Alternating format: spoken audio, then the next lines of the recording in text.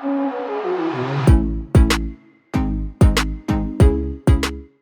guys, and welcome to this new video tutorial.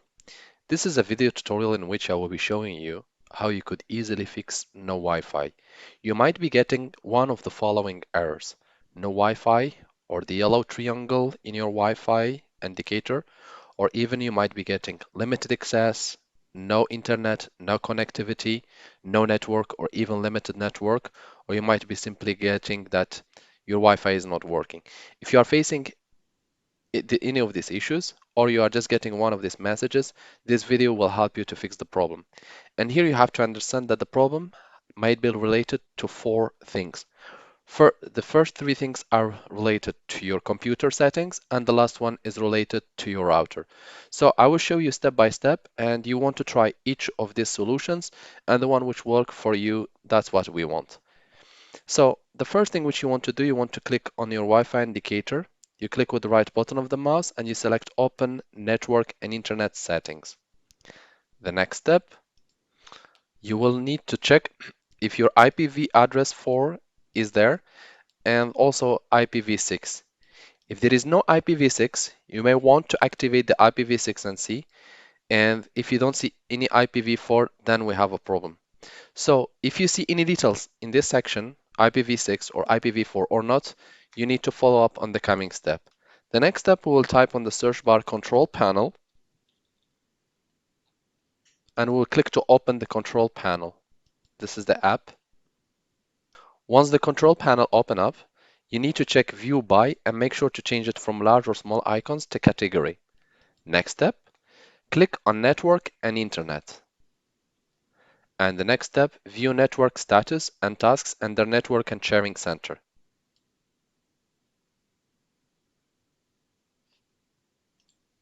Now the next step, we'll be clicking on our Wi-Fi. Since I have two internet connections, you will for sure have just one when you are trying to log to your router. So click to open your network. Next step, click on Properties.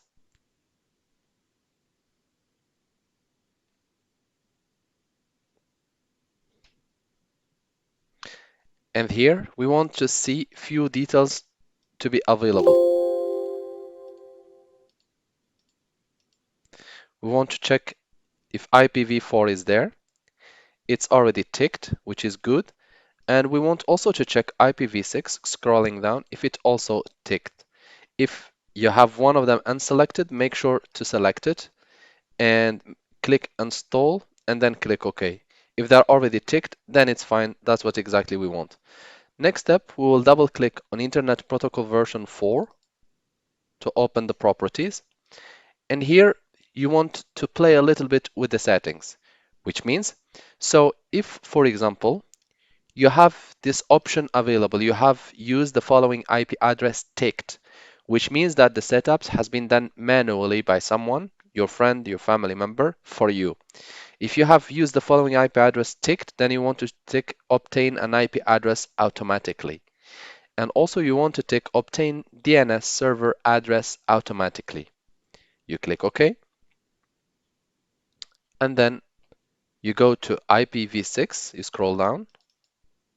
And again, if you have used the following IPv address selected, then you want to check obtain an IPv address automatically, and you want to click validate settings upon exit, obtain DNS server automatically, and click OK. You want to wait a few seconds, or maybe you want to restart your computer so that the settings are effective and see if your internet will work. If your internet still doesn't work, you want again to open what we have opened initially. When we click on our internet, you go to your Wi-Fi, you click with the right button, open network and internet settings. Next step, I will go to here to IPv4, open it, and then I will be using manually the following settings. Check in IPv address. If you have the settings there, we will copy them. If you don't have them, don't worry, they are all generic. You need to type 192.168.0 or 1. You can check it also under your router, your home router. You can check there. You will find the IPv address 4. And the last digit, we can choose a random number. So this 3, 1, the first set, second set, and third set, they have to exactly match the one set on your router or the one set on your settings. The last digit, it can be random. I will type 90.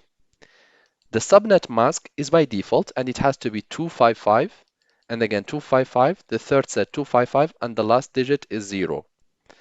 On the second line, we want to copy in default getaway, we want to copy IP address, but the last digit will change. So again 192.168.0 and the last digit has to be 1. Next step, in the use the following DNS server, you want to choose 8 and again click on the next step 8, 8 and 8. On the second line, 8, 8, 4, and 4. These are DNS server addresses, which I found online and tested before and it worked for me. If it doesn't work for you, you might want to look for different DNS server addresses to use based on your geographic location or based what it suits you the most. We want to click Validate Settings upon exit and click OK. And then I will again click OK. Now my settings has been set. And you will need again to wait a few minutes to a few seconds or even restart your computer so that the settings are done. If you see this detecting problems from Windows, don't worry. Windows is usually setting up IP addresses automatically. So since we have choose the manual one, you might see Windows trying to solve if there is any problems. So now that you have tried the first option and the second option, if this still didn't solve your internet problem, you want to go to your settings, this one, the one which you opened earlier, click on IP assignment, automatic DHCP, and make sure to change it first to manual. Click IPv4, IPv6, and you will need to copy exactly the same details. However, you can use any details for now, since we will switch back to our automatic switching. So just click Save, and again, click Edit, select Automatic, and click Save. This is only to refresh on our system so that Windows reassign new address to our computer. Again, restart your computer and see if the internet is working for you. If the second option still didn't work for you, then you want to go to the third option, which is checking the update of your devices. So click in the search tab and type Device Manager. Click on Device Manager. You will need maybe sometimes few seconds to wait or up to 1 minute until all the settings loads. And we want to check the one related to connectivity. Make sure to go to your network adapters and check if you have your network adapters installed. So here, since I have network adapters already installed as drivers, it means that it's fine. Sometimes you may want to share internet from your phone to your computer and then perform an update. Click on one of the drivers with the right button and select Update Driver, just temporarily, and click Search automatically for drivers. So once you might have or encounter two possibilities that Windows will tell you that the best drivers for your device are already installed, which means that your drivers are already up to date, or you might see Windows updating the drivers. In both cases, you want to restart your computer and try again to connect. If it doesn't work, I will invite you to do the following steps. So first one, open your browser and type your computer brand. For example, I have Lenovo T420, for example, and I will type drivers. I will click on TP or the first solutions which open. If you have HP, you can always click HP drivers, or for example, compact drivers or Dell drivers, Sony Vaio drivers, and hit enter. Once you see the website of the company who manufacture your computer with the support in the headline of the address, you want to click on it and go and search there for the drivers of the wireless of your computer. So for now, we'll stick to the example of Lenovo, since the navigation is very similar. And here I'm given the option to start a scan to find, but I will go manually. And the next thing which I want to do, I want to look for network wireless LAN And here I have also an additional software. So I will click on this one. And for me, this is the software which I'm looking for. So just make sure to compare the software's name from network adapters, which you have here.